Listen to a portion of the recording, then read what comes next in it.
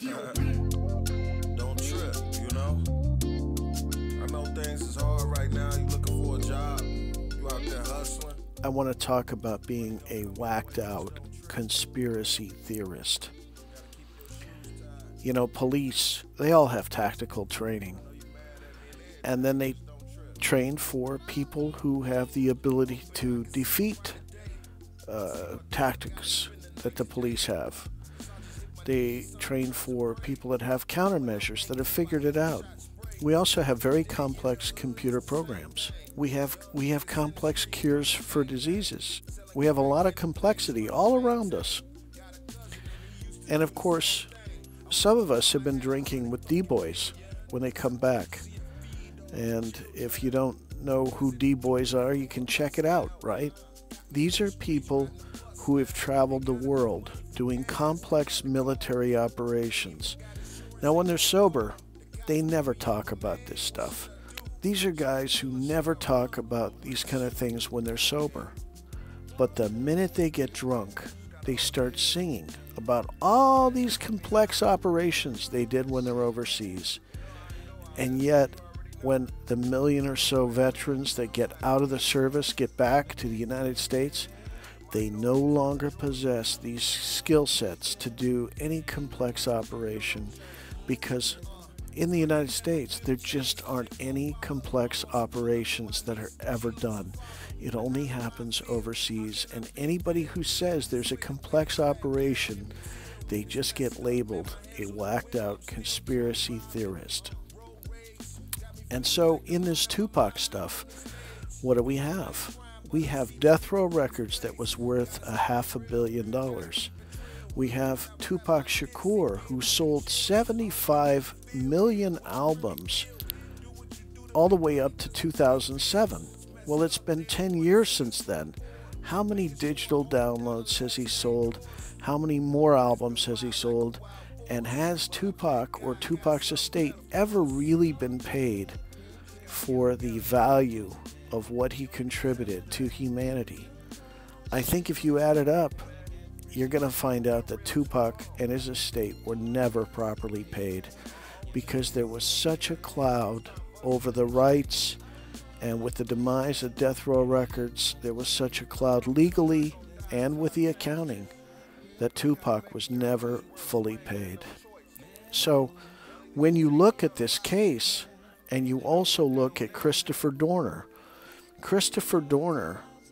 sent me his manifesto as one of the journalists he put on the list, and he sent his manifesto to me. It was unredacted. And he talks about how police become corrupt. They see an extra 50, they see an extra 100, and they think nobody's going to miss that. And before you know it, things escalate. And pretty soon you have somebody who's looking at a stack of cash, and they're thinking, wow, that's college for one of my kids. And they grab that cash. The Death Row Records thing, you've got lots of corrupt cops that are hanging out around Death Row Records. You have cops that are known to take down scores. You have cops in the Death Row Records thing that are known for thievery. And now you have Tupac, who has 200 songs in the vault, and you have Death Row Records that's worth $500 million.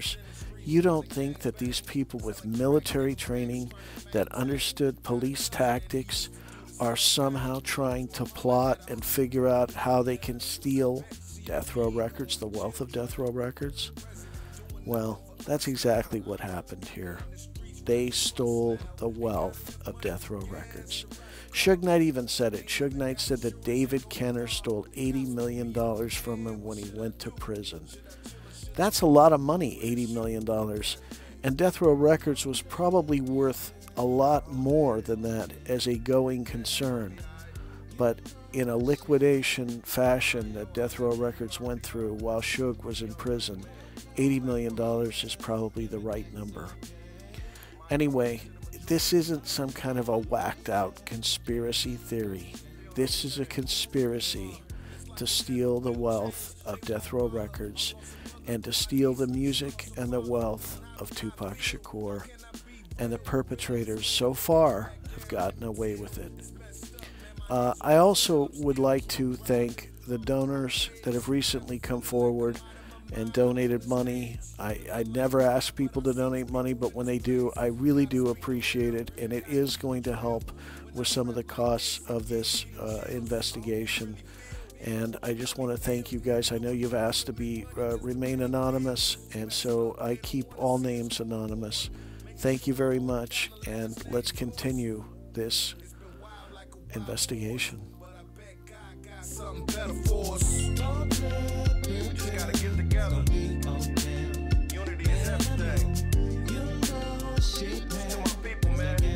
Struggle been real too long. And you have Reggie Wright Sr., who is the homicide investigator investigating this murder, and there's never a killer brought to justice. It's all starting to make sense. And I put that on everything.